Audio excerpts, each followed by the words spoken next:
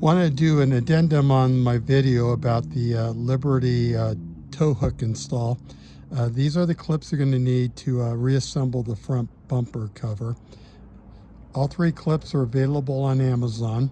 Be careful because especially this one right here, there's different size diameters and not all the diameters will fit, but going left to right, this is kind of the splash guard clip. It just, or push pin, you just push it in, then you push the end in there and it secures it.